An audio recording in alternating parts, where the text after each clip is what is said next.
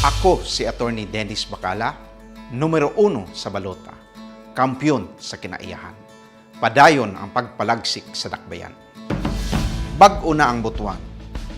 Kita na ang lungsod nga may tinuod nga climate resilience agenda sa mga flood control projects, tree growing programs of disaster-ready communities kita ang andam.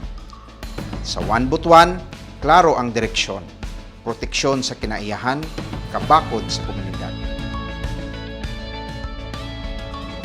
Atong ipatuman ang mga pulsiya nga magpadayon sa greening or water conservation, magsuporta sa zero waste communities, maghatag dahom sa barangay sa disaster risk reduction.